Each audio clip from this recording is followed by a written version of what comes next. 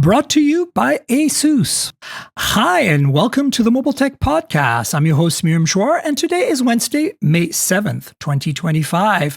And I've got the awesome Whitson Gordon of ASUS here with me. Hi, Whitson. How are you? I'm doing great, Miriam. How you doing? I'm wonderful. You are our special guest. We're going to talk about some ROG devices. Settle this for me, by the way. I get a lot of confusion on the podcast. People are saying, you should not be calling it that. It's Republic of Gamers. Some people are like ROG. And I think ROG seems more fitting. ROG is what we call it. For sure. All right. You know, we'll say Republic of Gamers occasionally, but ROG is what we call it internally. If we say ROG, you know, you get a timeout. That's not.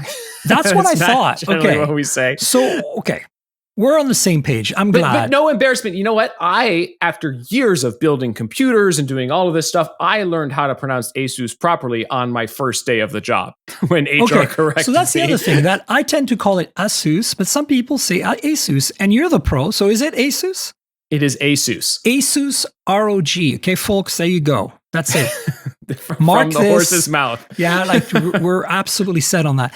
All right, so let's talk about some of the new devices. I'm excited about the tablet, particularly the Flow Z13, because I have a similar ASUS product right now in my hands, and it's the creator version of that. It's not an ROG product. I don't remember the name off the top of my head, but Annie's hooked me up with that, and I think it's really, really fantastic. And so I'm kind of curious, like what did you have to do technically to make this tablet a gaming product? Because it is a Windows, device, right? It is. And actually, if my history is correct here, I think this series actually started on the gaming side.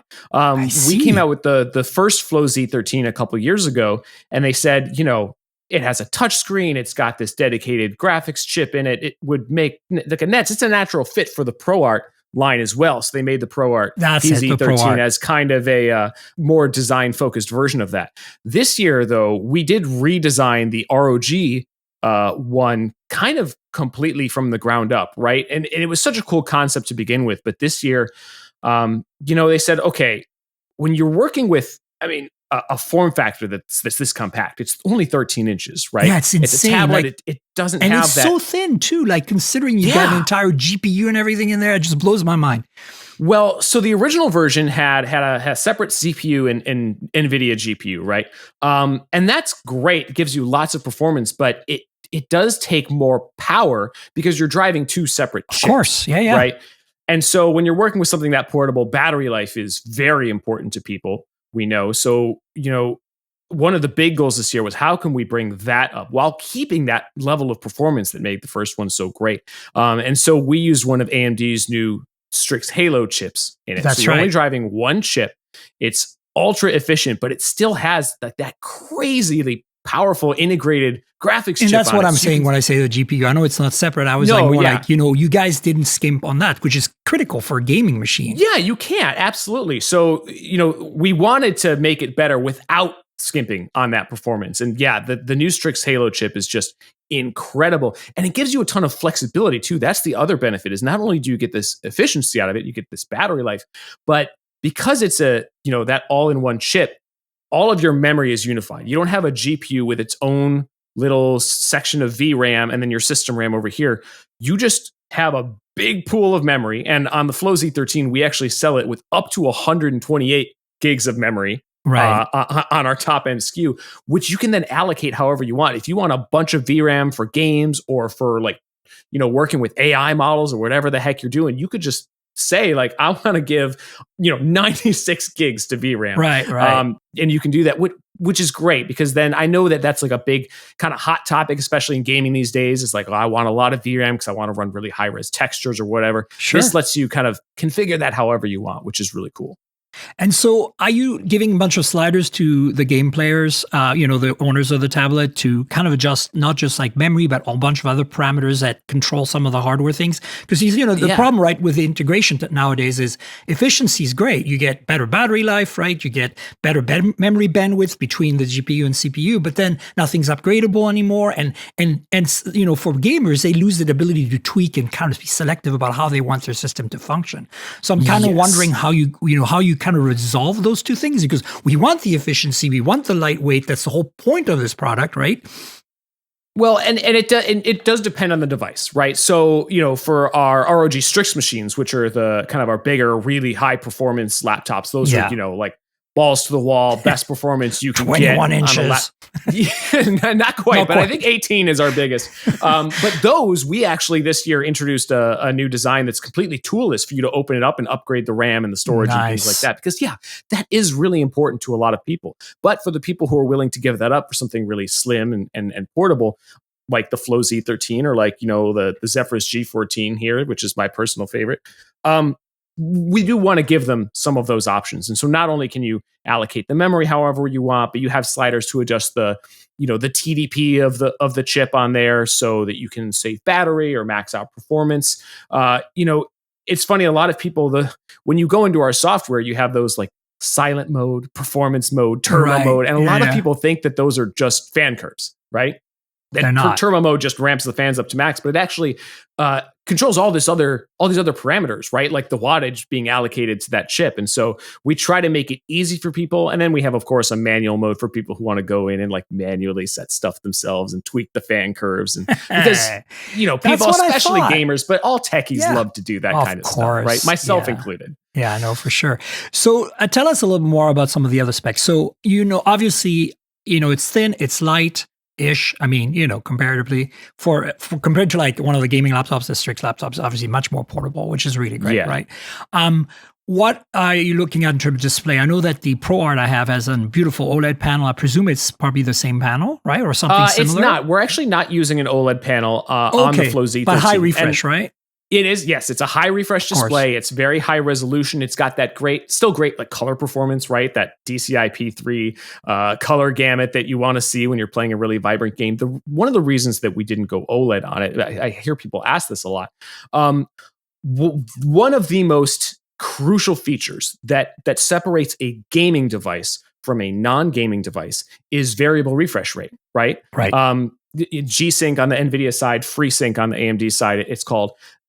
That, ever since that came out, I will not buy a gaming display or a gaming device with a display that doesn't have that feature. I mean, all gamers are on board here. Yeah, because it cuts down on the screen tearing and some of the stutter when the output of your GPU doesn't match the display's refresh rate. So that's non-negotiable. And it's historically been a lot more difficult to implement that on OLED displays. Right. We actually were the first ones to do it. Again, on the Zephyrus machines we came out with last year, and we had to work with NVIDIA and Samsung Display, who manufactures the panel, and do all of this kind of weird engineering wizardry to make VRR work on a mobile OLED display. We have them on desktop OLEDs, but on mobile OLEDs, just due to the way that the display driver and chip kind of works, it's actually very difficult. And it also can be a bit more of a power suck. So in lieu of that, for the Flow Z13, VRR, again, non-negotiable. So we instead went with this really beautiful LED display instead. Yeah, I think the challenge with OLEDs, and I'm seeing this on phones, right? Like LTPO now lets you vary the refresh rate from like almost 1 hertz to generally 120, 144, 165, depending on the panel you're using. The problem is it's a relatively slow ramp, right? Because you're just scrolling, right? So it's like you need to be able to suddenly go from 1 hertz to like maybe 120. But it takes a few milliseconds to do that. You're fine. On a game, you don't have that. You need to be able to respond. It has to be on the fly. It has to be constant. To the GPU is telling you right now, you're at 67 hertz. You're at 67 hertz. That's it, right? Like I'm making up a number. But I think that's, I totally understand the challenge, but I think it's going to get resolved. I think like 5 years from now, pretty much everything will be OLED and we'll have the sync stuff. And, but it's interesting. Yeah, it makes perfect sense. So you got a really high quality, I presume IPS LCD on there, high refresh. Like how high can it go? The refresh on the Flow Z13 is, I believe, 180 hertz on this year's model. Wow. Okay, cool. Yeah. So, high refresh is going to be perfect. Whether you could pull out that, it has the keyboard cover, you could use that with a mouse and play that way. But, the times that I've used it, it's so great to pull it out with just a controller, like a controller. And then you can have another person with another controller and you guys can share, right? That's the other thing. You can do it on the plane. You could do it anywhere. Great. It's awesome. And the other thing that's kind of unique to the Flow Z13 versus other laptops is because all of the stuff, the motherboard, the graphics chip, all that stuff is housed behind the display, as opposed to a traditional clamshell laptop where it's held in the base, right? And the base is right next to your desk or whatever surface you're putting it on. With the Flow Z13, you have it on a stand. Right. So you get vertical, like cold air coming in, hot air coming out. You can actually optimize so much more room for fresh airflow. So that's another kind of, especially if you're going to be sitting there playing it with a gamepad or whatever, that's a really kind of unique benefit to that form factor that a lot of people don't realize. So how many fans are in there total, and how loud are they? Because I've noticed the Pro Art, when it's plugged into charge, can get a little kind of like jet engine-ish, right? Like, and of course it's a creative tablet. It's designed for like rendering video and stuff. So of course it's going to have some horsepower too, but it's a different beast. I'm just kind of curious how different the fan configuration might be and the Flow.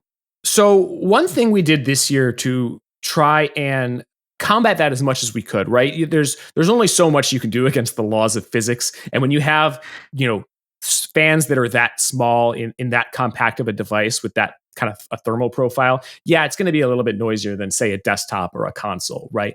But you can do a little bit to kind of mitigate that. And one of the things we did is we put in a custom vapor chamber on the Flow Z13, because that is going to help dissipate that heat from the chip more efficiently. Again, you're only using one chip, which also helps. But we tried to use lightweight materials for that vapor chamber too, so it didn't increase the heft of the device, because again, portability is king for something like this. Right. So with a vapor chamber, with the fans that we've spent years kind of improving and developing, and we're using these really thin blades on that to try and fit as many blades as we can in, so we can push more airflow with less speed.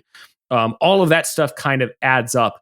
And, like it's not going to be as silent as a desktop, but you can do a lot with it, especially again, if you're willing to play with those TGP sliders, and depending on the game you're playing, you can do all right.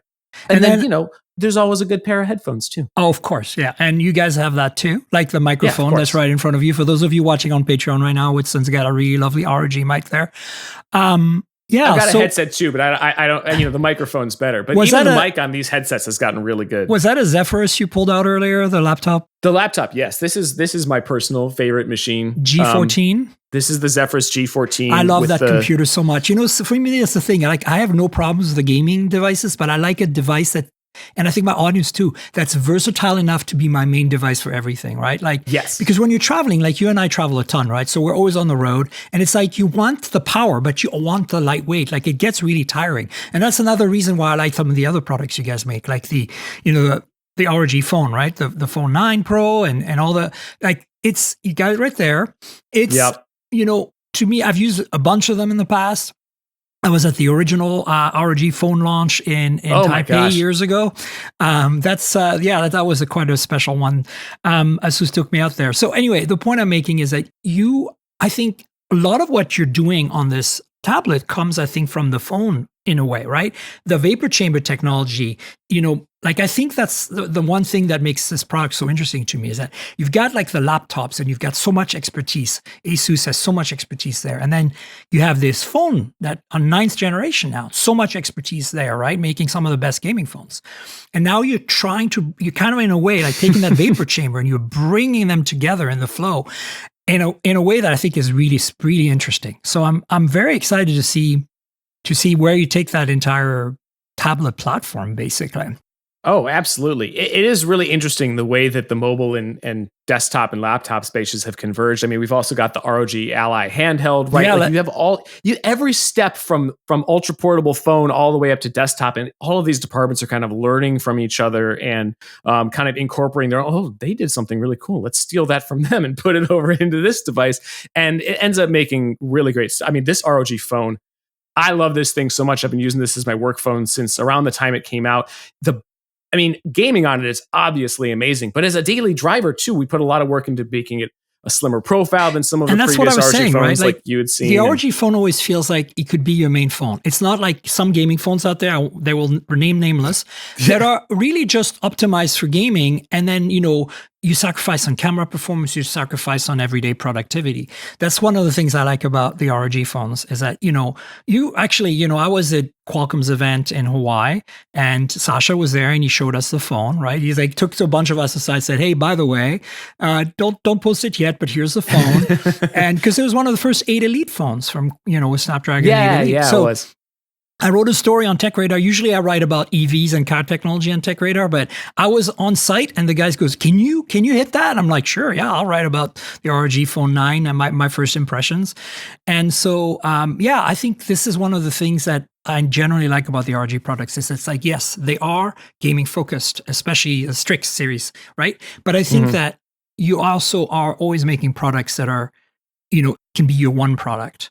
That's the goal. And I think the Flow kind of fits that as well, which is really exciting. The Flow absolutely does. The Zephyrus, that was like the whole idea behind the Zephyrus devices, right? And the new design of the ROG phones that we started last year, it was kind of almost the way they described it to me was like, we're trying to do the Zephyrus version of the ROG phone. Yeah, it's thin, exactly. It's got that better camera. This has, I think Tom's guy just said that this had the best battery life of any phone that they tested. Well, and I fully believe it because it's the best battery life of any phone I've ever used. This thing can last multiple days. It amazes me every time. What does the battery life look like on the Flow? Obviously it's going to vary quite a bit. If you're playing like something really intense that pulls, the GPUs, the NPUs nuts. But like in general, like there are some benchmarks of the measurements. Can you give us a ballpark idea of what, you can expect? Because, I don't know.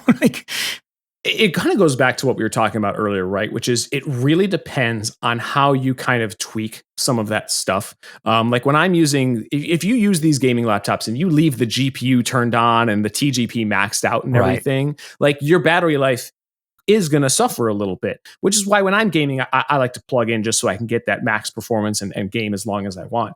But when I'm just using it for web browsing, for work productivity stuff, right? Watching YouTube videos, things like that. You tune that stuff. You turn off the dedicated GPU on the laptop or you put the TDP down. Yeah, you could totally make it last for hours all day long. I absolutely use this as my work laptop. You said, especially when I'm traveling, I want something small but has good battery life, something I can actually open on the plane and use for the entire flight. You want to be able to do a transcontinental flight with 40 or 30% battery life left at the end, right? with dimming the display. That's my benchmark. Like just web browsing. Like I'm not talking about playing games, right? Exactly. But if you can do that, and at the same time, when you get to your hotel room, crank it up to 11, right? Like that is magic. And play video games in bed. That's the dream. Yes. Everybody wants to play video games in bed. Before we wrap up, tell us a little more about what's new with Ally lately, because I haven't been following and I'm kind of curious. Oh, so this is the device we released last year. This is the ROG Ally X. This was we took the original Ally, which is our handheld. It's a handheld gaming system, but it runs Windows. So if you already have games on Steam and Xbox Game Pass and Epic and all that stuff, you can play all the same games. You don't have to rebuy them for a separate console, which is really nice. But we kind of took all of the feedback from the original ROG Ally and put it into this kind of ultimate PC handheld. This is still an incredible on-the-go gaming device. I have to admit, I don't game as much on my laptop anymore because this thing is just so convenient to have in the palms of my hands. But it all depends on kind of your use case, right? I have a coworker who the Flow Z13 is his main gaming device everywhere he goes, right? Like that's his preferred way to play. And I kind of feel honestly that my audience would be more into like a device that can do multiple things. That's why, the Ally I think is for the people who will purposely carry a Nintendo Switch alongside an Ally in their bag because nothing, comes close to either of those two for their respective use cases. It's funny though. I have seen a remarkable number of people that are using the Ally as like their main desktop. Do they dock it basically? They take it on the go, come home, dock it to a monitor, mouse, keyboard, maybe an external GPU, and it's a desktop machine or a living room console at home, which is awesome. Smart. I love that all of this stuff is possible now because I could totally see myself being like, you know what? I want this tiny thing to be my only computer and it has the performance to do it, especially with like an external GPU. Come home, dock it. You've got a full battle station. No need to sync files between machines or anything like that. Like the ultimate mobile workstation kind of. And the Flow Z13 can do that too. That's what it was designed for. So this is what's great, guys. ROG, ASUS is giving you the options. You can go crazy with a Strix laptop, carry like that thing in your backpack if you really want to. You can go super lightweight with a ROG Phone 9. Or you can kind of find something in the middle, like the Flow or the Ally, which I think, or the Zephyrus, which I'm a big fan of. Ever since you put that LED light strip in the back, the little thing that was customizable. When that was launched at CES, I can't remember, 2018, I want to say, whatever it was. Something like that. I remember putting Mobile Tech podcasts on there and like, and Theo, my producer, was there too. And we were like, oh my God, we need this so bad. It was the white one, the original. Yep. I hot. Still have it here. It's I every time I use it, people remark on it. They're like, whoa, what is that? That's so cool. And we actually moved that to the Strix laptops this year, which I think it makes a little more sense on the Strix laptops, honestly, because they're meant to be so customizable and kind of have this extra gamer flair. So yeah, it just looks so cool. Well, listen, thank you so much for being on the show. I wish I could talk with you a bit longer, Whitson. We should have you back on at some point so we can nerd out about some other ROG products. But thanks again for being on the show. Appreciate it. Anytime. Thanks so much for having me. Thanks. And we're back, folks, with the lovely Nirave Gondhia, all the way from London. Hi, Nirave. How are you? Hello, darling. It's funny because I just saw you like a week ago at the Moto Razr thing. And it's like, to me, you're still in New York. Like, you never left. To me, it's like you're always somewhere nearby. Yeah, it's bizarre. I left to come back here to come back over the weekend for 24 hours. I am in New York for 24 hours. There are people in the world who do Houston to New York. I do London to New York for a day. Let's be real. What you need is a Concorde to come back. No, what I really need is people to like coordinate their schedules, maybe. So I've got things here and things in Europe, and the events are all over the place right now. It's good for your frequent flyer miles, so whatever. I know, and it's really good. I'm not complaining for that, but Lord, I'm getting old, Miriam. I hear you. We're all getting old. So CMF Phone 2 Pro came out last week, and I covered it on the show. I actually did a little mini unboxing, which was kind of fun, on the podcast for the Patreons. Those of you watching on video, by the way, if you're not watching, there's a Patreon you can subscribe to, patreon.com/TNKGRL. Anyway, I got the phone here. I've been using it for a week, and this is a nice little blue turquoise, whatever color that is. And honestly, this phone blows my mind. Like, this is all the phone you need, 100%. Like, I could rock this phone and not feel like I'm missing out on anything. How's your? I mean, you don't have one, so but they reached out amazingly. They reached out. I honestly, with all the travel, thought I responded. I didn't, but not in time to at least meet the first allocation, which I would have it here. And I am so gutted because it feels like nothing has found their formula. Yes, I saw Carl teasing the 3 coming up later this year and whatever. But this is where it's at, man. Yeah, there's not. This is they what can they do. make some money in the high end, sure. But they could literally dominate people in this price point. And let me kind of say, with everything else also coming up, like, it's really nice to see that the sub $600, sub $400 mark is the new flagship battle. Everyone cares about affordable phones now, especially as we enter a recession, especially as we enter the challenges of tariffs and everything that could affect the bottom line price and availability of a phone. Yeah. There's a lot of people going, okay, what does $400 get me instead of $14? Turns out $400 to $600 gets you 98% of the phone, if not more. So I'll actually tell you what you get for the extra money, right? I'll be completely upfront with you. This is what you get for the extra money. You get OIS on cameras. This does not have OIS, either on the 2x telephoto or the regular, which are both 50 megapixels. It has electronic stabilization, so it crops the sensor a little bit, and it works. But, it means longer exposure times, lower low light performance because of that. That is definitely a fact. This thing does not perform as well in low light. But here's the thing that surprised me the most, Nirav. Because, coming from the Phone 3A Pro, which is the previous Nothing phone that I used, which has that stabilized 3x telephoto with, the periscope, which took phenomenal, like zoomed in photos. This phone can do 10x without any major loss because it's doing the AI thing that we've seen Oppo do.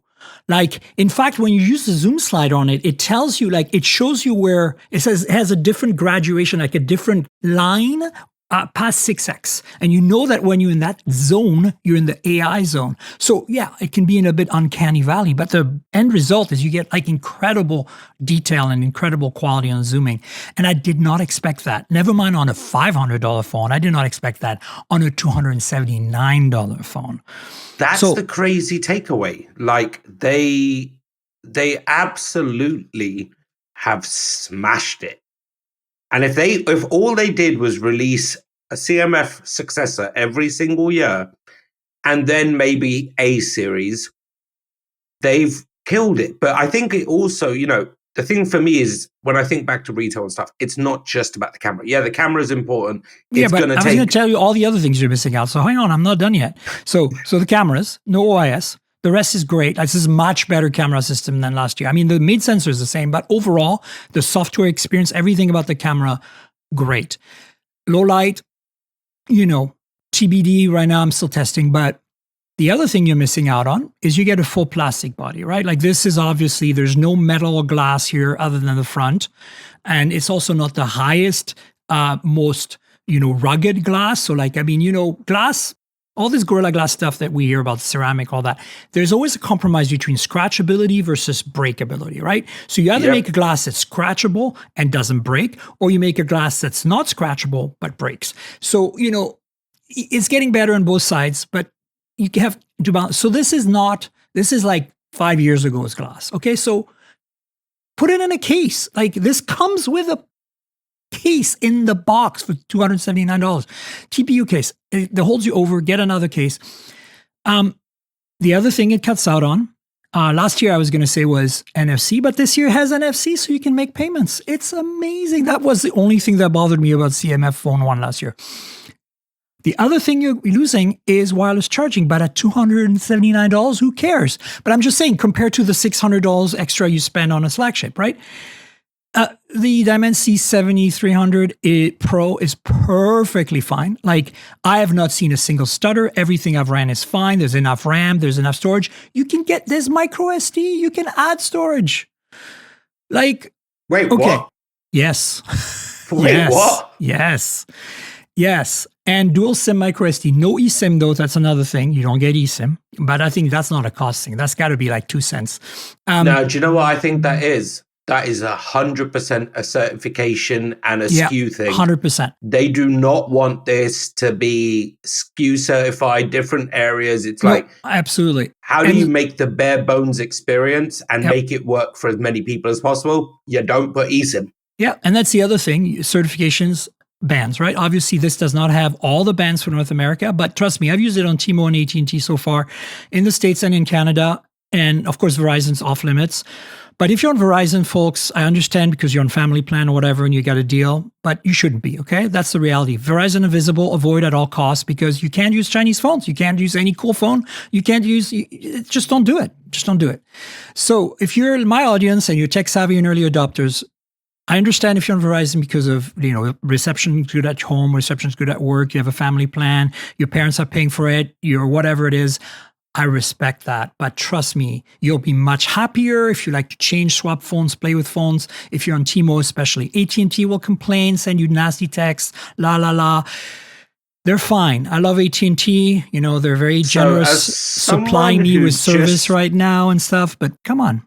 Someone who just became a supplier, a customer of both Verizon and AT&T, mostly do some roaming testing, which seems to be working well for me at this point.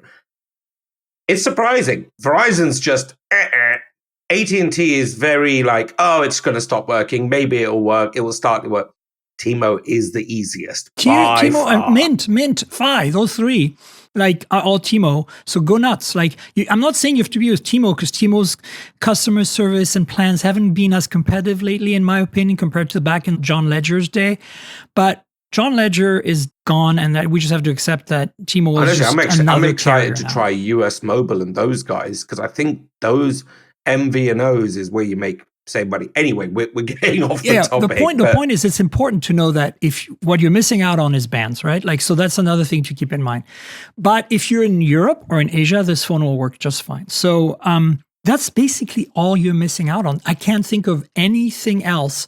Like, while it's charging speed is only 33 watt, and only these days is kind of a joke, right? Because it's a lot, but it's not. It's still enough. faster than an S25, which costs $1,000. And the battery, okay, here's the other thing, right? You know the Chinese phones now, and this is technically a Chinese phone, as no nothing is London-based, but it's made in Shenzhen. So this phone does not have over 6,000 milliamp hour. Most of these affordable-ish phones from Redmi, Xiaomi, or like, you know, Realme, Oppo BBK Group, former BBK Group, are having 6,000 plus milliamp hour battery on their $300 phones now. We're not quite there yet. It's 5,000. Battery life is great, but I expect maybe next year we'll get a silicon carbon battery in this phone. I wouldn't be surprised at all, to be honest. So I got to jump in on the battery front. Yeah, this is what makes it interesting. I can tell you this firsthand, someone buying a $300 phone wants the best experience, but does not expect said experience to deliver, you know, the world. They understand. 5,000 milliamp hour battery, which fine. I can safely say will be sold as the same as a Galaxy S25 Ultra, for example. Yeah. Why would you say there is zero? No one's going to complain at that. No. 33 watt charging, faster than that. If I was nothing, this thing would be on the market going 90% of the experience for a third of the price of the Galaxy S25, a quarter of the price, less than a quarter of the price. Do that and you'll sell 10,000 units. You know, like, yes, it doesn't have the bells and whistles, but from someone who doesn't have it, and I love nothing phones. I don't always love nothing phones. I think I'm selective on which ones I really like and which ones I'm like, we'll see. But the reality is, this thing just looks and sounds like a winner. And it's amazing. Do you know what, Carl? I hope this is the model. Launch these all day long. And maybe there is one thing I would say. There is such a thing as too many phones. Yeah, it's getting a little much. Go CMF. Go A series middle of the year, and go phone 3 at the end of the year with a new chipset. 3 distinct launches. You can still do 2 at a time or whatever, but make it clear like that. Your A series is your mid-ranger. Your CMF is your real budget. Because the CMF Pro was like touching on something that 400, isn't it? Yeah, no, I agree. I think you're touching on something that's interesting though, because you're saying, like, in my opinion, and I kind of think that's where you're going, why do you even bother with the flagships, right? But at the same time, they're a high-low product, right? So here's the thing. Better profit margins, halo, you sell less. Slimmer profit margin, which is what CMF is, it's got to be razor thin. Come on, they can't be making more than $10 on this phone, right? I would guess, based on everything they've got in there, and, you know, we both got product experience. So if I had to guess, their margin on this at the maximum 15%. And I would maybe 10 to 15%. And I would say that because I still think they're looking at what do they pay out for affiliate? What is their marketing budget? Yeah. What is this? However, I would be shocked if they're making more than 25% on their flagship Halo products, but they're selling way less. So raw dollars into the company. And at some point, I want to ask Carl this. I might actually just DM in a minute and just go, hey, listen to Miriam's podcast and tell me how wrong or accurate I was. If I had to guess, raw dollar value profit comes in at CMF first. Or no, A series first. Yeah, A series, you're right. CMF second. And then the flagship makes them far less, but it's the hero product. The reason I'm guessing that, we've all noticed that they've flipped their model on the head. It used to be flagship and then A and then CMF. And then they pivoted to A, CMF, then flagship. You're right. And you're hearing Carl say, you know, see him on tweet and going, don't worry, there isn't flagship coming later this year. That was his response. That's to appease all the people who go, oh my God, where's the flagship? and that's But a here's the bunch of thing. nerds. Here's but the like thing. the reality is, you don't need it. Yeah, the A that's series exactly is incredible. right. Here's the thing. This doesn't feel any different than using a 3A Pro or a 3A, because even though that has different chipsets, it's got a Snapdragon 7S Gen 3, this feels probably even faster than the 2A did last year, because that has Dimensity 7200 and this is Dimensity 7300. Good old MediaTek here. And the other thing that I think this is the secret sauce, this is the magic that makes it all happen, other than call, which is magic, is the software. It is so polished, so optimized, so well done. This is becoming by far my favorite software on any smartphone, period. Like, one thing, it's missing in my opinion, that single thing that made Nothing so out there, that gave them their name, that gave them that presence. The glyph. One glyph, small as it could be. You know what? Technically, there is an LED flash back here. Turn the LED flash into a glyph. Yeah. And the simple reason is it make it slightly bigger so you have a stronger flash. It will help you with low light conditions without a doubt. It will help them. You're giving them free stuff here. Like, don't consult I don't free. mind. Listen, it's fine. Come on, I know these guys well enough that it's no different to what I would say in person, No, I hear But the reality is, small glyph ticks the low light box, ticks the Nothing box, and it gets people to go, how do you get people from CMF to 3 series? You take them through the progression of glyphs. The other thing I love about this phone is it's thin. It's thinner than the 3A Pro. It's a thin phone. Like, this is without a case right there. And the colors are gorgeous. And of course, this has lost some of its modularity. You cannot take the rear panel off anymore. It has these optional, you can remove these screws and that little accessory thing on the bottom there. And then it has these kind of covers that go on top that have magnets, by the way. But obviously there's no wireless charging, so the magnets for just mounting. But it's cool. Like, there's some accessories still. I'm a little bummed that a lot of the accessories from last year didn't. The covers, I understand they wouldn't work, but like, I think only one, the lanyard, works or something. Like, even the kickstand from last year doesn't work, which supposedly, I don't know. I have them. I'll try them when I get to San Francisco. They're not with me here in Vancouver, but it's a bit of a bummer. But the other thing that's magical about this product is that it comes with accessories, in the sense that you can buy them from CMF. And I'm not talking about the modules. I'm talking about the earbuds. We mentioned them last week. Oh my I've God, been listening to good. these. They're so good. Okay, so I only have the CMF Buds 2 Plus. And of course, I have the 2 Pro that came out early last year.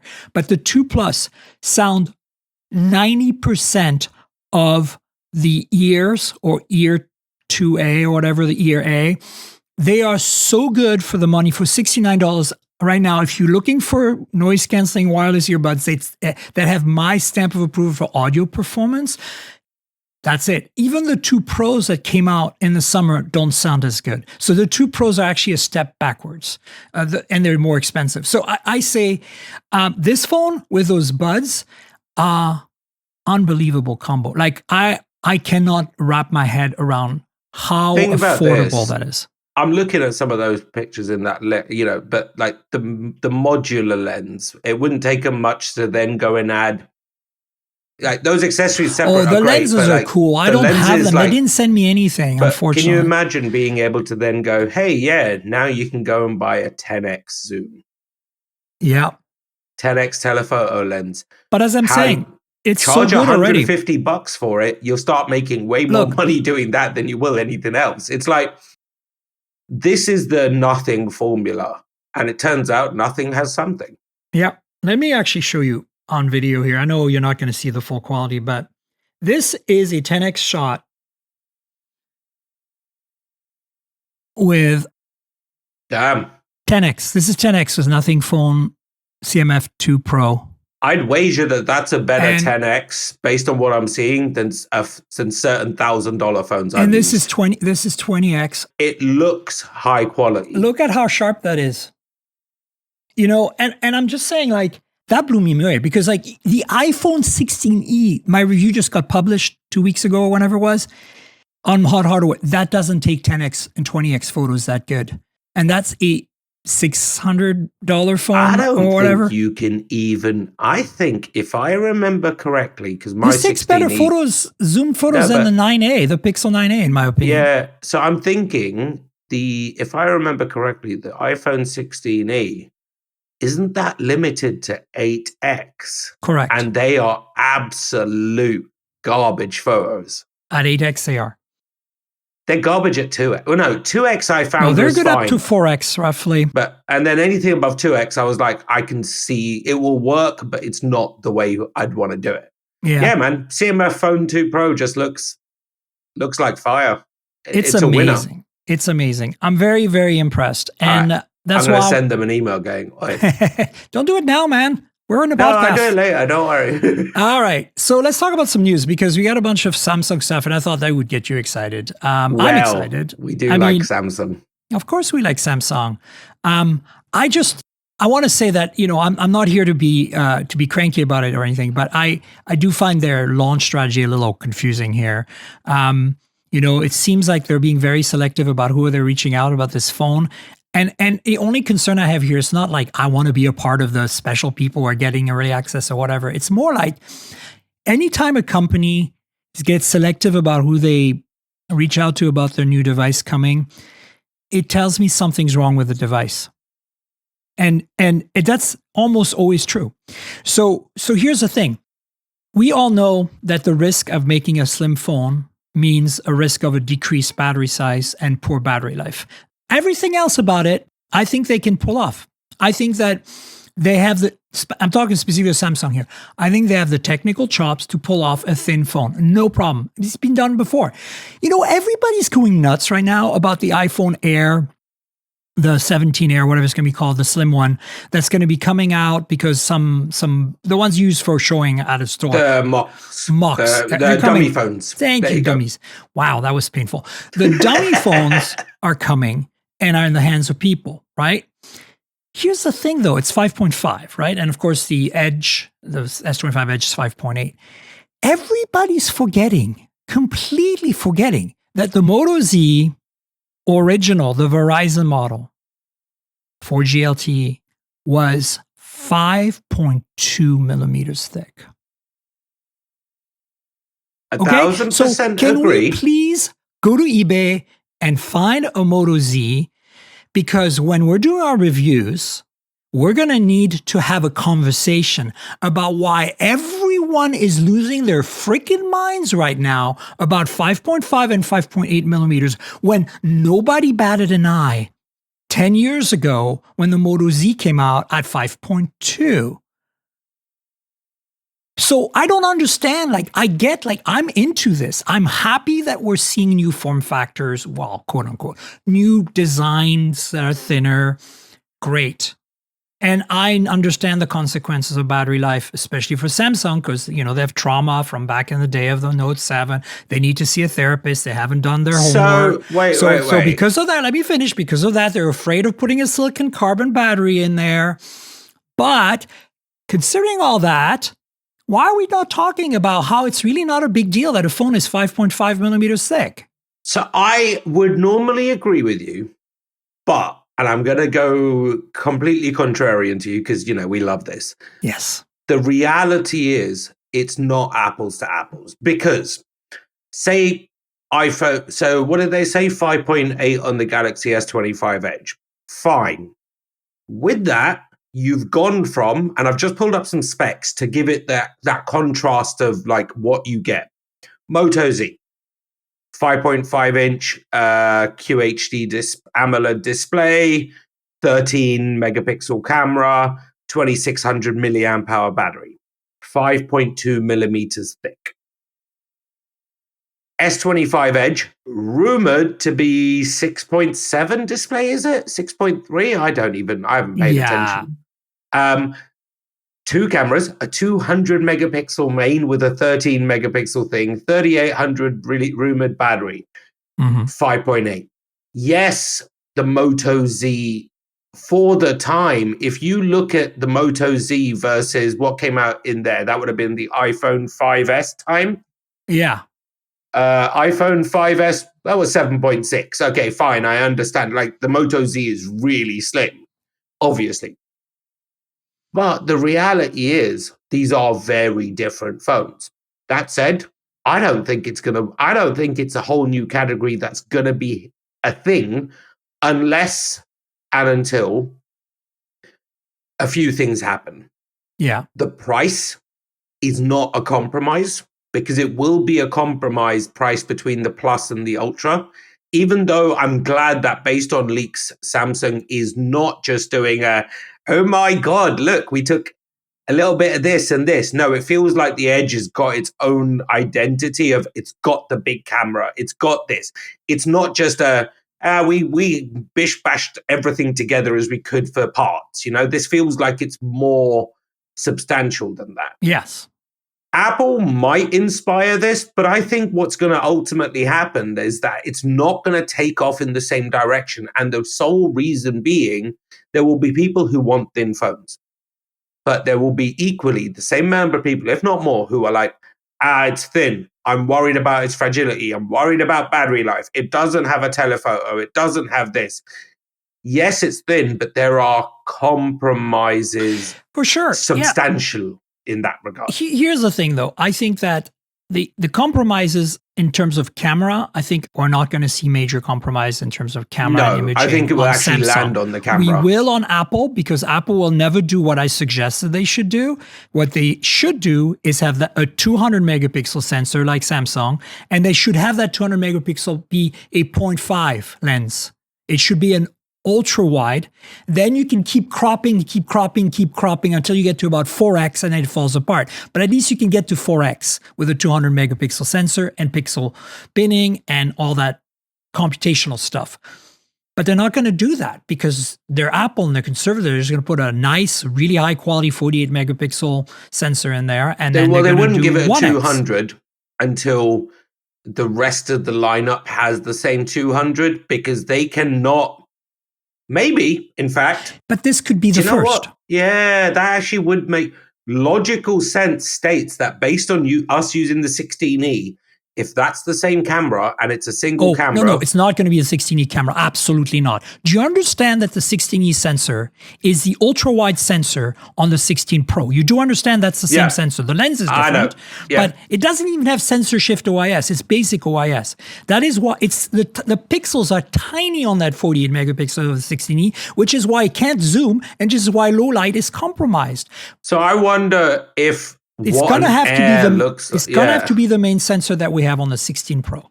So it's going to have sensor unless shift. They're going new sensors on 17 Pro, 17 Pro Max, and 17 Air. Yeah, but hopefully it's sensor shift, because that would make a big difference. And I don't know. I'm just saying that I'm concerned about the battery on Samsung and the camera on Apple for these thin phones. Apple's going to do the battery right, mostly because either they're going to optimize the software to be super efficient, or their new chip, the A19, is going to be super efficient, and they can put a regular smaller battery in there, like a 3 or 4,000. It won't be either of those. I reckon the secret to Apple getting great silicon battery carbon. life, You think they're going to go silicon carbon? Not silicon carbon. I think it's the C1 modem. Because the single best thing about the iPhone 16E is by far is just how spectacular that battery life is. Yeah. I would go back to a 16E if it had a better camera. But here's the other thing that a lot of people, I don't want to derail the Edge conversation, but the 16E has another thing that I think a lot of people are not aware of. And because it has a smaller sensor on the camera, yes, it's worse in low light. Yes, zooming is an issue. But here's the thing that's killer about the 16E camera. You can actually do close-up shots with it.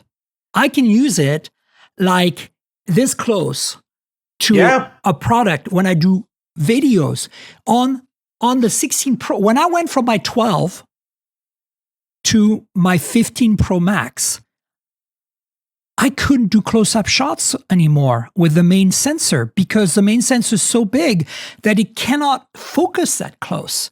And I hate it. You know how I do my videos, like first-person view, right? So I was annoyed, because I was like, what? And so I felt like it was a downgrade for me. And so when the 16E came out, I was like, oh, let's try doing video with this. And I can do what I used to do with it. So right now, the only way I've been doing my videos close up with an iPhone 16 Pro or 15 Pro has been to use the ultra wide and zoom in. So I lose resolution, right? I lose quality a little bit. Now, it's a good enough sensor. It's not too bad. But that, to me, is another thing that, if you only have one lens, you need to, I'm not saying you need to have macro make sure it photography, has everything. but you need to have the ability to do something a little better. So anyway, that's an aside. So here's what I'm thinking. No silicon carbon on the Edge. Absolutely not, because Samsung's trauma. So the S25 Edge, cameras are going to be great. Battery life's going to be iffy because it's going to be Snapdragon 8 Elite. It's not going to be, that's a really good chip, and I'm not knocking on Qualcomm. I'm just saying it takes a lot of power. We know what it does, right? So that's what I'm saying. We know the battery consumption. And if there's rumors of 31, 32, 3800, almost 4,000. 3800. That's going to be painful. 3900 with 25 watt charging. I'm going to be, I like that they brought back the Edge branding. The camera module, as rumored, looks kind of like basically like an iPhone in some ways. Yeah. Or like an old S21. But you know what? I like the aesthetics, honestly. I'm happy with that. I think it's fine. The thing it's that also not super thin. a lot. I'm sorry, but 5.8 is not, like, as you said, the iPhone 6, whatever, was 5.8. Like, no, there was no iPhone that was that. I thought it was 7.6 in the end. Oh, wow, okay. I remember it as thing. But it's going to weigh 163 grams. That's pretty good. Nice. It's IP68. Again, just based on rumors and stuff. It's got the Gorilla Glass ceramic too. It's going to have... so that's the big news that's official this week. Everything that you need. I just don't know if it's going to sell. Well, that doesn't matter. Well as this is a Halo product. I think this is the kind of product that the fashionistas and the stylish people are going to buy. Even more so the iPhone Air. There's a market for it. It's not a mainstream market. It's like the folding phones. And again, this is why I'm happy. I'm happy about this. To go back to your original point quickly, Miriam, way back to the beginning of why has Samsung taken this approach to the launch? I think you just answered that question. No, I know that, but it's annoying because I would like to think that it's going to, even though it's going to be some compromises, no silicon carbon, the battery life, that's kind of where I was going with this, is that, like, I don't understand why Samsung doesn't know that us, the tech nerds, understand the compromises, and we're not necessarily against that form factor. Like, I think new form factors are interesting. I am all on board for a slimmer phone that becomes a product in everybody's product line. We're seeing it in China partially with the 13T and these other phones from the former BBK Group brands that are making these thinner silicon carbon batteries and all that. It's a thing, and I think it's valid. Why are they afraid to give why do they only want to give the phones to the fashionistas and the lifestyle people when really a lot of us tech people are going to be impressed with them? If I had to guess, pure guess, but this comes from a place of I had a couple of different companies say similar things to me. The people that it seems to be mostly focusing on, some exceptions, is video. And I think we're going to see that with ultra thin phones, and it's not just Samsung, we're going to see that with others. Apple, where probably. Video and the ability to showcase the thickness, the realm of it is going to be an integral part. Because I remember having taken not close photos, but zoom lens on my camera of the Edge during the year. It's kind of difficult. I look at the Find N5. That's kind of hard to showcase just how thin it is unless you're doing it in video. So that could be a thing. I mean, I think the next week or two is going to be very telling about all sorts of things, 100%. All sorts of phones, Yeah. But I like the idea of a new form factor. And I think I want Samsung, if you're listening, to understand that those nerds here, this tech-savvy early adopter audience, us, Nirave and I, we appreciate this idea of a thin form factor and we want to see it succeed and we want to see it not make compromises, which is why, obviously silicon carbon would be the solution. Hopefully Apple does it too. These are two very conservative companies that right now do not want to innovate. They're leaving it to the Chinese. They don't need to innovate because they own the North American and Western markets right now, right? Like, they still sell really well in Europe, Apple and Samsung, even though they have more competition there. So I think I would have loved to see this Edge, and I know it's not going to happen, but I would have loved to see this Edge be the opportunity for Samsung to go silicon carbon. And I would like to see the Air, the opportunity for Apple to go silicon carbon. And I don't think it's going to happen, but I think it's a missed opportunity, especially since cost is less of an issue for this. This is a bit of a halo, a special product you can categorize. I agree. Also, I think this would have been an opportunity for Apple to innovate. And again, we don't know. Maybe they will. Maybe I'm wrong, but they could have done a 200 megapixel ultra wide that can be cropped into all the other things. And that would be courage. That would be Apple coming out and saying, hey, look at what we can do that nobody else has done. We had a challenge. Let's make a single camera that does everything on a phone. Now, it doesn't do it perfectly, but it does it. That would have been like, oh, wow, okay, cool. But we're not going to see that. They're just going to do basically a thinner, more powerful, more expensive, less compromised iPhone 16e. And yes, C1 modem, awesome. Yes, do I want it? 5.5 millimeters is incredible. Yes. I'm more excited about the form factor and the design of what we've seen from Apple leaks so far than what we've heard from Samsung. Because 5.8, it's good, but it's not. But I'm also much more excited to see what the cameras on the Samsung phone are going to bring to the table. Yeah, I think this will be fascinating. So all this to say that the news items around that, like we got so carried away, it's awesome, was that anyone who follows this for expecting they know on-topic, non-tangential conversations, sorry.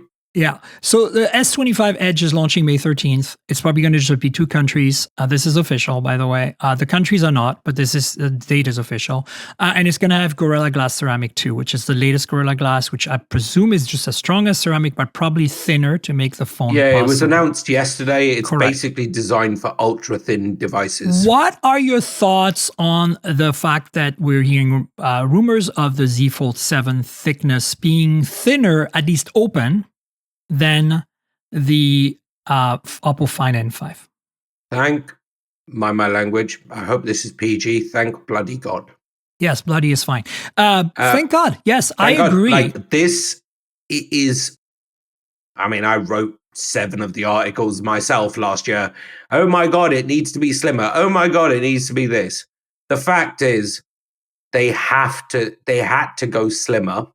I suspect that last year's special edition will be a one-off that was there to show people that Samsung is going slimmer. I'm worried that this is the SE. I'm worried they're going to continue resting on their laurels for the North American market, and they're going to be better for sure, much better.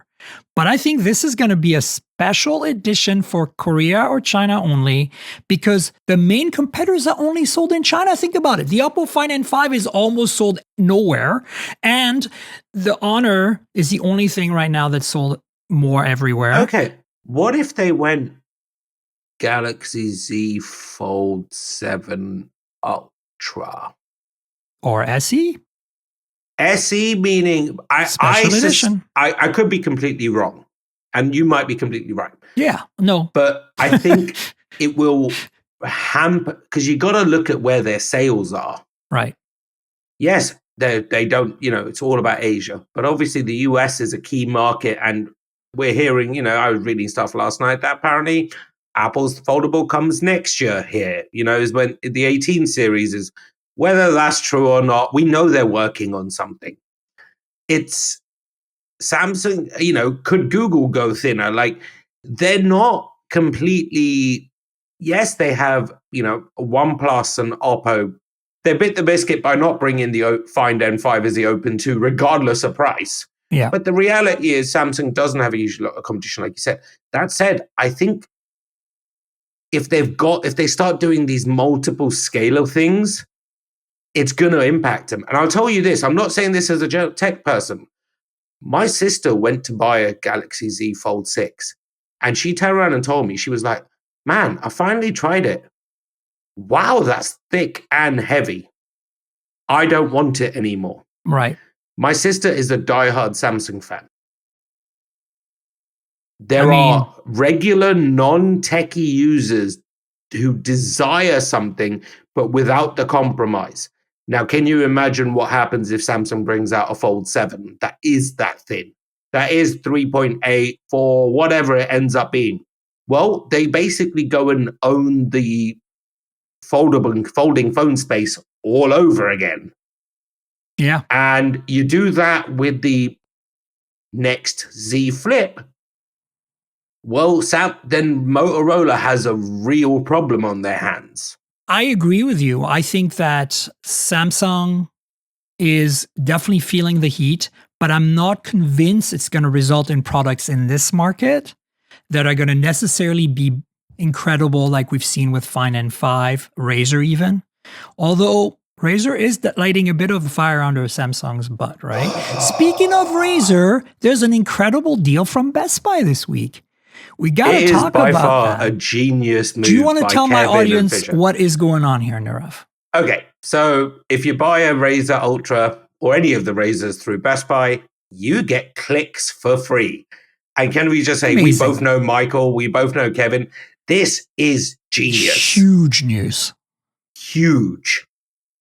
As in, if there was ever a product that was clicks was made for, it is the Razer Ultra, or just the Razer in general. For context, I've been on Instagram for 15 years or however long. My single best performing post in history is me posting 4 press images of clicks for Razer Plus. Right. Not even Ultra, just the clicks for Razer Plus. The same ones used in that article on Android Authority. Yeah. It's rare to find incredible synergy, but this is it. And we have to give them props.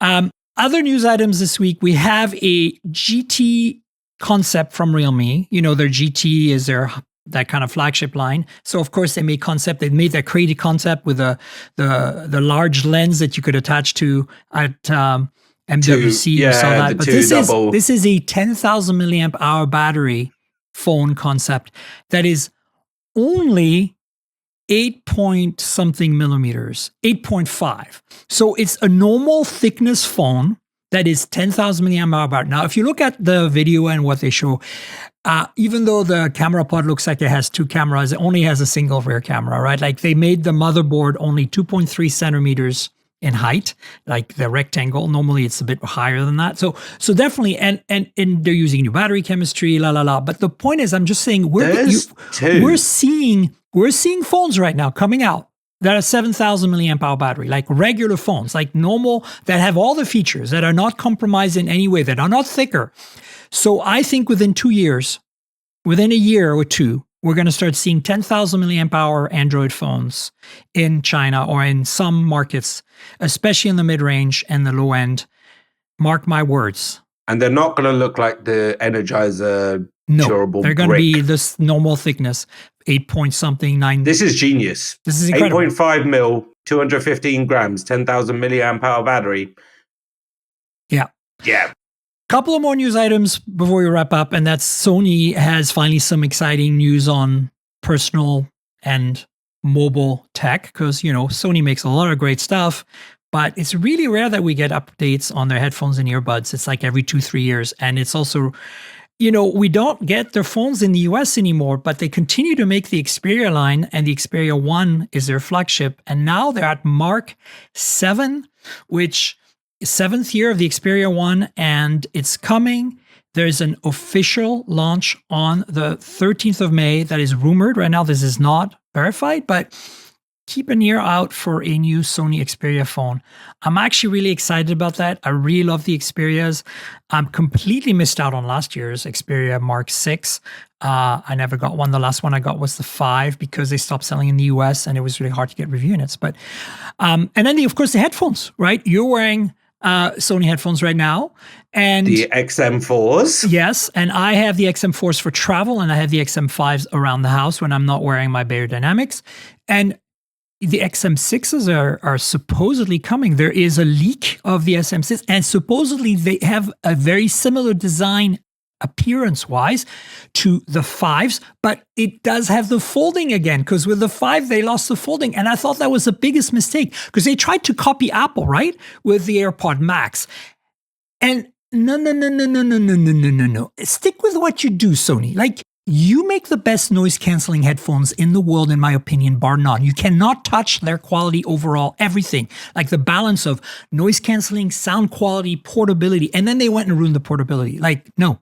So I'm super excited about that. What do you think about the phone? What do you think about the phone? We'll see. I have a love-hate relationship, but I've owned every single one of the Xperias for less than a month at a time.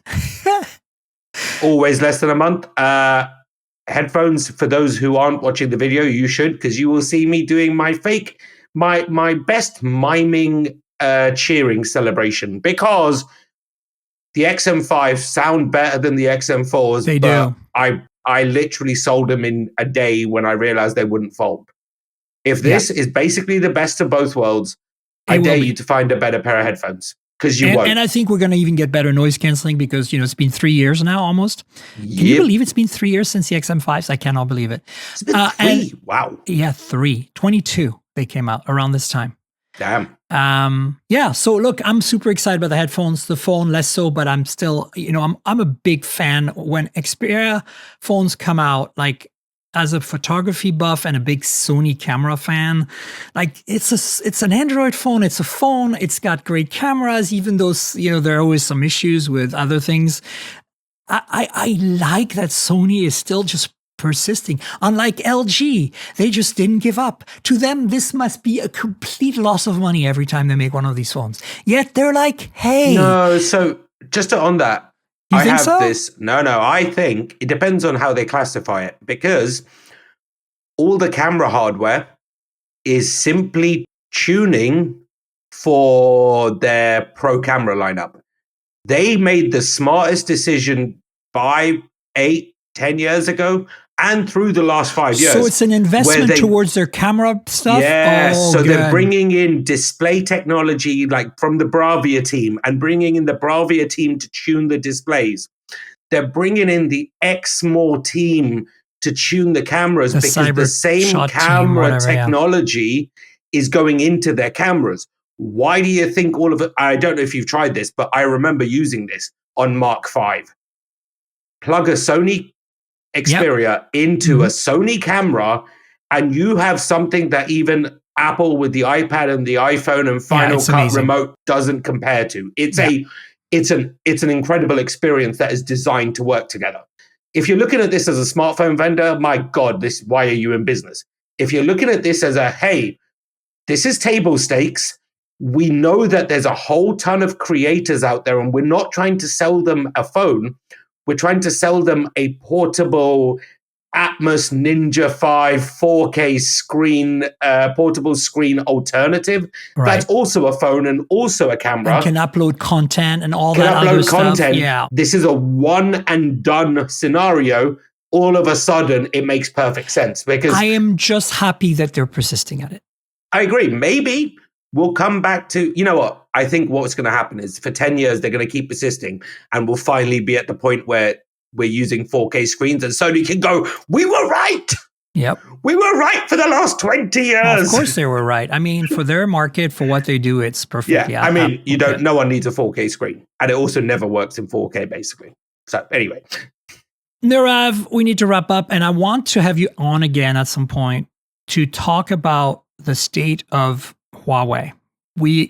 If we did this now, we would need an entire podcast. And you recently did a comparison between the Pura X and the Moto Razr Ultra. I will put it in the show notes. We don't have time to jump into it, but I want to have you back on for that. I'll give you 30 seconds on that. How's that? Yes. All right. Okay. Basically, the Pura X, I was in China and I was like, okay, I need to see this. Yes. Fascinating hardware. Yes. crazy concept because it's gone from smartphone size flip that unfolds to smartphone size to 22 by 9 down to 1610. The key one is this is Harmony OS Next. And this means no Android libraries and Huawei's pushed all the chips in. Stay tuned for the next one because this could be fascinating. I'm really looking forward to your How's that for a teaser? It's a great teaser. I love it. Also, we have some Microsoft products that came out this week. I will cover them on the show next week. Nirave, thanks so much for being on the show. Do you want to tell folks where they can find your stuff online, where you write, all your social media handles and all that good stuff? Thank you for having me as always, darlings. Follow me at Nirave, Nirave, on Twitter, at NiravG, so NiravEG, Instagram and other places, and hot.tech, that's HOTDOTTECH, across all the socials. And there you go, folks. You know where to find me on the internet. I'm at Tankerl, TNKGRL on all the socials. That's like the comic book character, just drop the vowels. And so you'll find me mostly on Blue Sky, Instagram, and Threads. But I'm everywhere. So yeah, chat with me and Nirave there. The podcast lives at mobiletechpodcast.com on all the major platforms. So please subscribe and tell your friends. And if your app lets you rate or review the show, please consider doing that. There's also a YouTube channel, youtube.com/mobiletechpodcast with some videos there. Most recently, my hands-on with the Razer phone, so check that out. You know how YouTube works, so like, subscribe, tell your friends, click the bell, comment, tell me things. I'd love to hear them. And then Patreon is where you can support me, patreon.com/TNKGRL. Like I mentioned earlier, you can get a video version of the show there. It's great because you get it in advance and you get it every week for $5 a month. So consider helping me and supporting me with Patreon, patreon.com/TNKGRL. And I want to thank our sponsor, ASUS. ASUS is a global technology leader that provides the world's most innovative and intuitive devices, components, and solutions to deliver incredible experiences that enhance the lives of people everywhere. Republic of Gamers, ROG, is an ASUS sub-brand dedicated to creating the world's best gaming hardware and software. ROG offers a complete line of innovative products known for performance and quality, including motherboards, graphics cards, laptops, desktops, monitors, audio equipment, routers, and peripherals. ROG participates in and sponsors major international gaming events.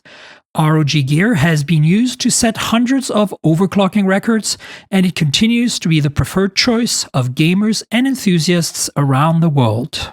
And Nirave, thanks so much for being my guest yet again. Thank you, darling. Can't wait for the next one. Definitely. We'll have you on again. Maybe we talk about Huawei in depth. That'd be great. And folks, we'll have a show next week, so stay tuned for that. Until then, cheers, everybody. Bye.